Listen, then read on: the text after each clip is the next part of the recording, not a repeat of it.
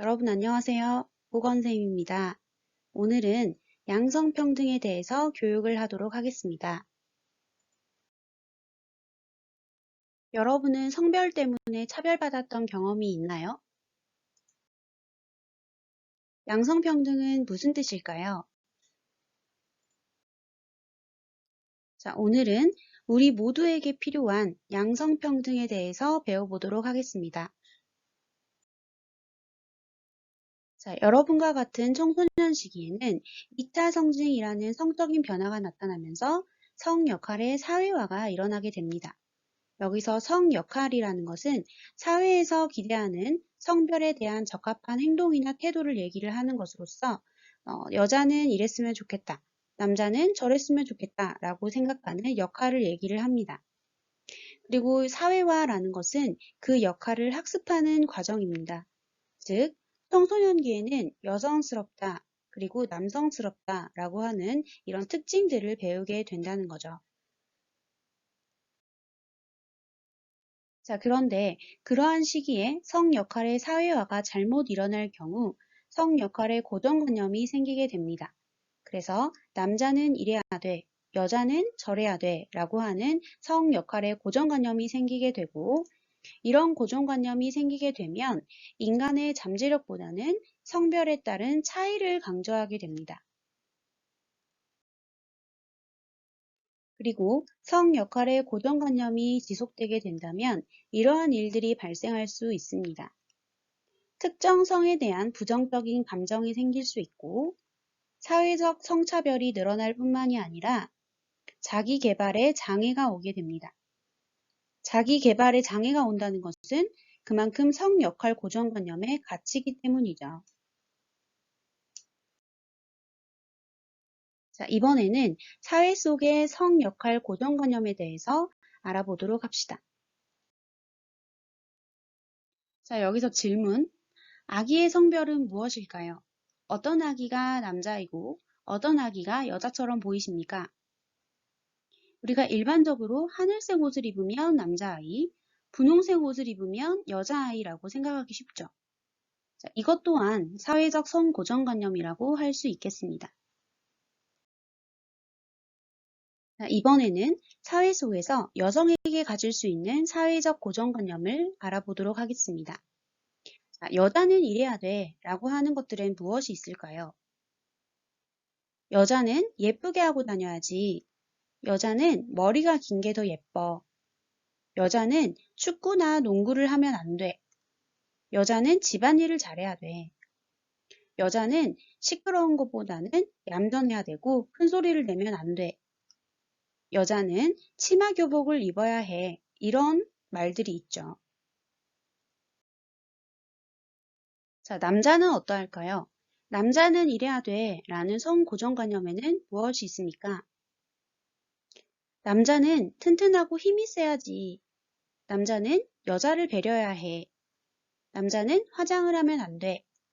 남자는 키가 커야 되고 가정을 이끌어야 돼. 남자는 울면 안 돼. 라는 말들이 있습니다. 이번에는 성 고정관념이 아닌 사회 속에서 여성들이 들을 법한 성차별적인 얘기는 무엇이 있을지 알아봅시다. 자, 결혼은 안 하니? 라고 자꾸 결혼에 대해서 언급을 한다든지, 화장 안 하니까 아파 보인다. 커피 좀 타와.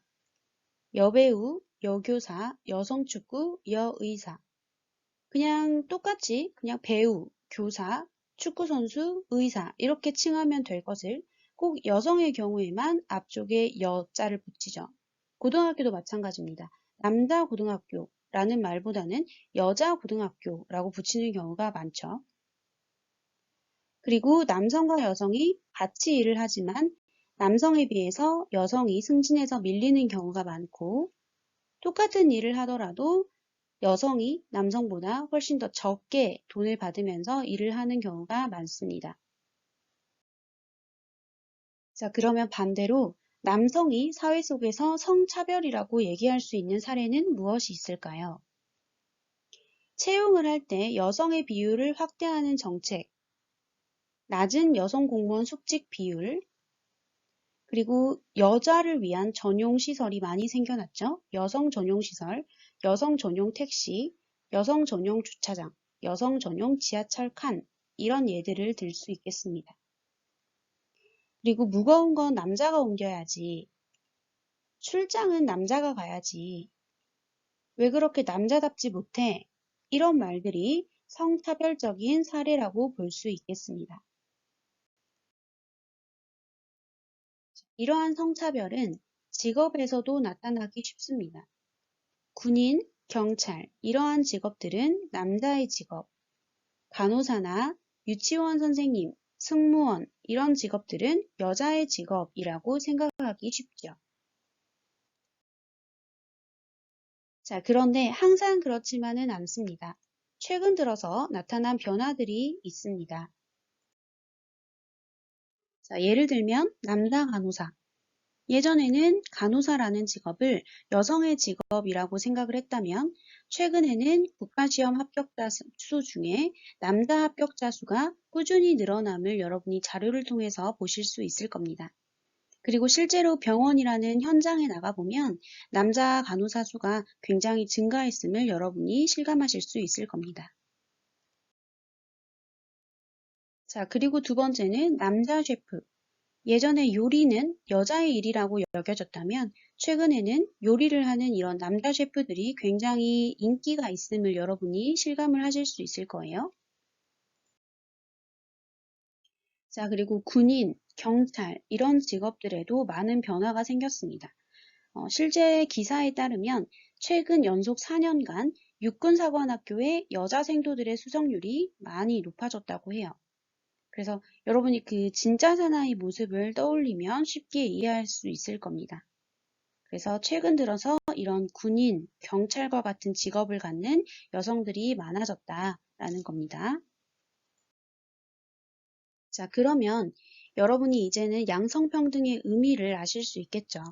양성평등이라는 것은 양성, 남성과 여성이 평등, 고르고 똑같다라는 뜻으로 단순히 두 성이 같다는 얘기가 아니라 성에 따른 차별을 받지 않고 자신의 능력에 따라서 동등한 기회와 권리를 누리는 것이라고 할 수 있습니다.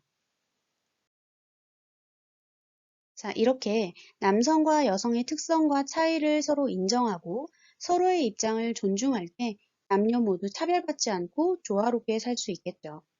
평등 사회로 가는 길이라는 겁니다. 이러한 평등 사회에서 여성은 능력을 마음껏 펼칠 수 있고 남성은 사회의 무거운 짐에서 벗어날 수 있습니다.